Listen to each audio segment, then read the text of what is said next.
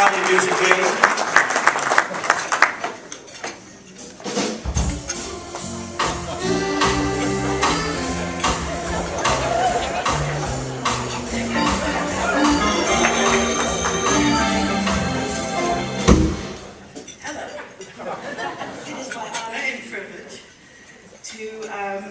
Not adopt, but honor the recipient of the Carol M. Reilly Award. Deborah Norville, a veteran journalist, has been the anchor for Inside Edition for the past 15 years. The two-time Emmy Award winner, known for her journalistic integrity and professionalism, is in the forefront of Inside Edition's success, the nation's top-rated, nationally syndicated news magazine and show. If I say Inside Radio instead of Inside Edition, it's just, oh, thanks. In 2010, the FAA granted unprecedented access to Inside Edition to allow Norville to report on the life of flight attendants in post-9/11 world.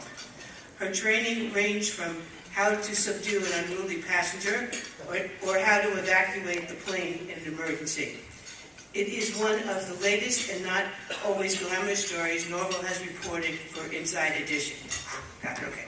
She has picked produce in the blazing California sun, collected tolls in the New Jersey toll booth, got it, sold peanuts at a Philadelphia game, and toiled as a dishwasher in a New York City diner. It's quite extensive, okay. Norville made national headlines by spending and reporting on 5 days as an inmate in a North Carolina institution known as the toughest jail in America. The story won Norville 2 national awards for reporting excellence. In 2001, following the events of September 11, Norville flew with the 177th Fighter Wing of the New Jersey Air National Guard as they patrolled New York City's airspace. She also gathered victims of Amtrak poisoning and those who had lost loved ones with World Trade Center. On a lighter note, Norville also took viewers inside a recording industry by reinventing herself as a rock star diva, recording a song, shooting a video, and tackling that glamorous CD cover. Norville also went behind the scenes at a Times Square movie to sell popcorn and soda to give viewers an amusing look at a job that we think is so easy, and it wasn't. Deborah has also been in the forefront of every major historic event for Inside Edition, including the terror attack of 9/11, President Reagan's funeral, and the inauguration of President Barack Obama. Norville began her reporting career while she was still a student at the University of Georgia. Love them dogs, right? Go dogs. First as a reporter and later as a weekend anchor at WAGA-TV. As an active volunteer for a number of charities, a sought-after lecturer, Norville is a regular presence at the Ernst & Young Entrepreneur of the Year Conference, among other venues. Please welcome Deborah Norville, this year's recipient of the Carol M. Reilly Award.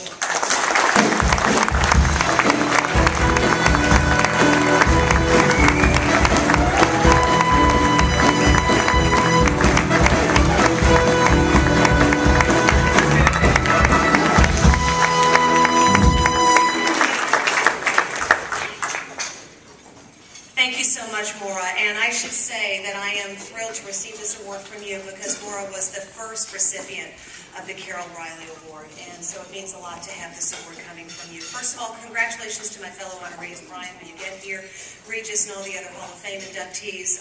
It is a real thrill for me to share the dais with such distinguished broadcasters here tonight. When I was flying up here with Regis is used to the private planes. I am not. I was sitting there thinking, how did a kid whose very first job in radio was reporting the overnight police blotter get to be at an event like this? I cannot tell you how humbled I am to receive this award in honor of Carol Reilly and to have had the career that I've had as a broadcaster. And to receive this award at a time when we salute Joe Reilly for his unbelievable leadership of our organization makes it doubly special. Joe, all of us who have worked every one of us who has worked in front of, beside, or because of a microphone in the state of New York is absolutely indebted to you for your advocacy. I have seen Joe in action. Each of you in this room has seen him in action. He is a pit bull. And he's a pit bull for all of us as broadcasters. We are lucky to get to do what we do because of people like Joe Reilly who fight for us every single day. I've also, yes, I have also seen, up close and personal as they say, how much Joe works for the individual broadcaster. As a fellow member of the Broadcasters Foundation Board of Directors, I have seen Joe reach out to every single state broadcasting association. A, make sure that they know we exist. B, make sure that they know that their members can come to us for assistance. We are the emergency lifeline for our brothers and sisters in broadcasting when they have nowhere else to turn. And thanks to Joe Reilly, individually, broadcasters around the country know this. So Joe, thank you, thank you, thank you on behalf of all of those who have benefited. But Joe, this moment is not about you. It's about Carol. Because it's about Carol. And it's about Carol, a woman that I did not have the pleasure of knowing, but boy, oh boy, I wish I had. She sounds like she was a remarkable woman. I think we would have been good friends, probably because as I've learned about Carol, there is so much about the two of us that's quite similar. She was the Jersey-born Italian model. I was the Georgia Peach Swedish extraction model. But we were very similar besides that. I love the way Joe, she's tall and blonde, I'm tall and blonde. I'm told that she was, funny, and sometimes I'm funny, but anyway, the way Joe described Carol in his eulogy is so beautiful. He called her positive and inspiring, warm, dignified, loving, and graceful. What a tough example to live up to. Both of us were moms with careers. Carol did hers the way that was traditional for her generation, raise a terrific son and daughter, and then go into the work field. And she was the perfect example of what Helen Fisher talks about in her amazing book, The Other Sex, about how women would take jobs that allowed them to take care of their kids, and then, hormonally speaking, when they were loaded for bear, go into the workforce. And man, oh man, was Carol a rock star when she got into the business. She hit the business world with all cylinders firing after raising her kids. I, on the other hand, did it the other way, which was typical for my generation. I started working, as Maura said, while I was still at the University of Georgia at Channel 5, WHEA in Atlanta. And it wasn't until after stops in Chicago, NBC Sunrise, and today that I decided to become a wife and mother and have 3 kids. Our first early experiences were equally transformative. When Carol made her first sell for radio station WWOM, the Wonderful World of Music radio, she said she was hooked. She loved getting that guy to sign on the dotted line. And she went on to become a superstar in sales and then later in station management. She went on to run Merv Griffin's company and in that capacity totally changed the world. I knew what Carol meant about getting hooked. When I was 19 years old, I was in my second year of college, I guess, as a junior in college. I worked for 3 years. And I had an internship at Channel, I had an internship for public TV, and then I was working at Channel 5, and I was the weekend reporter assigned to go and cover President Carter's arrival at a lunch. So I'm standing there with my microphone, and oh my God, Jimmy Carter walked up to me. He walked up to the microphone. It was in my hand. I had the question prepared, because you always have the question prepared, of whatever the story of the day was, and I asked the president the question, and he answered. And the rule is he's supposed to move on. But nobody told President Carter. He stood there for a follow-up. I only had one question. So I said, Mr. President, how is it to be back home? Because he's back in Atlanta. He's going to one of his favorite restaurants. And he told me it was just great to be back home. He was looking forward to ordering the whatever that he always enjoyed when he was governor. And he marched right into the restaurant. I'm like, that's the story from here. Back to you. And I drew it back to the anchor. I'm in a state of absolute shock, and I'm thinking, remember, I'm 19 years old, I'm still in college. All I'm doing is trying to get the escape tape. I'm thinking someone will hire me because Jimmy Carter, the President of the United States, is on my tape. And that is actually me interviewing. It wasn't one of those tricks that, Dennis, you saw when people would edit themselves into somebody else's interview. It was genuinely me talking to the President. It got even better. Sam Donaldson was ABC's White House correspondent. Sam came up to me from the network side of the press ropes, and at that moment, Sam was about 9'7", and he looked down on me, and I had shrunk to about 3'2". He said, "What did the president say, little girl?" And if you've seen the movie Sweet Home Alabama, you know the accent. I looked up at Mr. Donaldson, and those big bushy eyebrows and that amazing comb over, and he was famous on TV. And I said, "The president said he's happy to be home." And Donaldson looked like he'd just swallowed a cricket that was still alive. And his face got all twisted up, and those bushy eyebrows burrowed down, and he harumphed and walked away. And I'm like, holy crap. First the president, and then Sam Donaldson. I am hooked on broadcasting, so I know what Carol felt like when she made that first sale. This is great stuff. Reilly was also a straight shooter, and she used constructive criticism to her benefit. Years later, when she was a manager, she recalled her own previous bosses who said, "You did this well, but you could have done that better." And she always tried to mentor and lead the people under her in the same way. Long before I wrote my last book, Power of Respect, Carol Reilly was living it. And like Carol, I've had my moments of harsh critique. I will never forget getting this hand-typed letter from John Sheehan, who was a correspondent at CBS News when I was a beginner reporter in Atlanta. And he told me some of the classy distinctions and the proper use of words that I had misused on television. I was horrified. I was embarrassed. I was stunned that no one who approved my scripts had caught these errors, and I was hugely grateful that this important correspondent for CBS News took the time and cared enough to share those distinctions with me. I have never, ever since misused the words presently or currently since I received that letter. I am presently speaking to the members of the New York State Broadcasters Association. Currently, it is 76 degrees outside.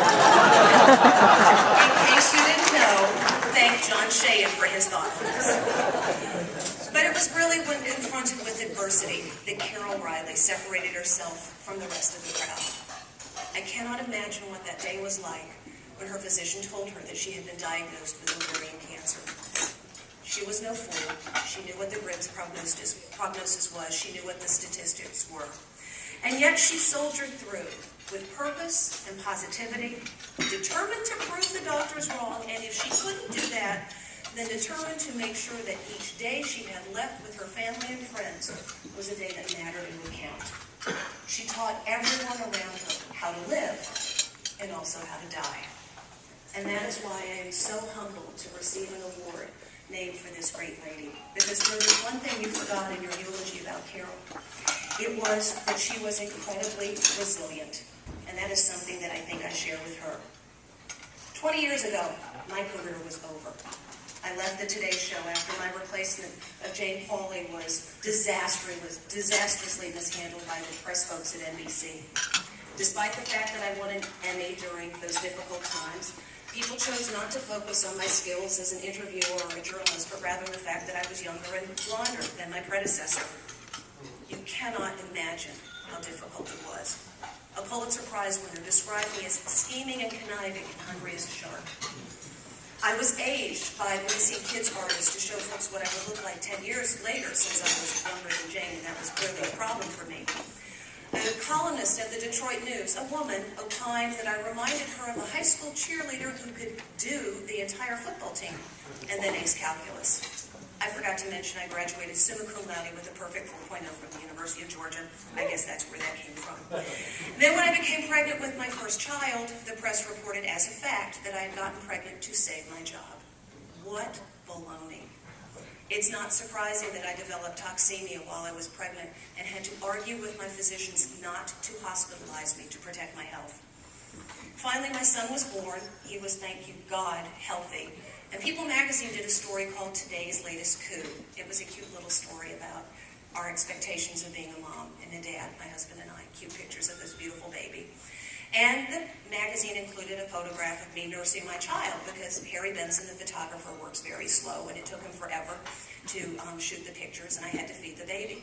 You would have thought I'd been photographed in the Altogether with the staple right here. The hue and cry the La Leche League wanted me for their spokesperson. But the response from the NBC people was what was most shattering. They said, this will typecast Deborah in a motherhood role and be negative for her career. I am proud to be a mother, I am proud to be a broadcaster, and I've never felt the one impacted negatively on the other. I did not return when my maternity leave was over, and the Chicago Tribune spoke of me in this way. They said, quote, "I had been tossed out and left for dead on the side of the road." Only I wasn't dead. I dusted myself off. I revived my career where I started it, in radio, at ABC Radio. Thank you, thank you, thank you. I started as a grunt reporter back at CBS News and worked my way back onto the air and won another Emmy. Had another child and then came to Inside Edition, where I am thrilled to tell you on any given week we are the 5th or 6th highest rated show in first-run syndication. I am quite sure that my future holds more opportunities and more adventures in this ever-changing business of broadcasting. And that is why I am so tickled to receive this award. It is for all of those folks who think that the doors are closed. It is for everyone who thinks that their own story is over, that the opportunity they once had will never knock again. If you are persistent, and you are resilient, and you are positive, and you are dignified, like Carol Reilly, it isn't over. I love this broadcasting medium. I am pleased to be a part of it. I am honored to be with each of you tonight. And at a time when both our country and our media are under attack, it's important that we continue to gather, as we have tonight, to hold dear those precepts that have given us this industry, that have given us this career, and have given us this privilege to present our information to the men and women of this country who so vitally depend on it. Carol, I'm sorry I didn't know you, but I feel like you're my best friend anyway. Thank you very much.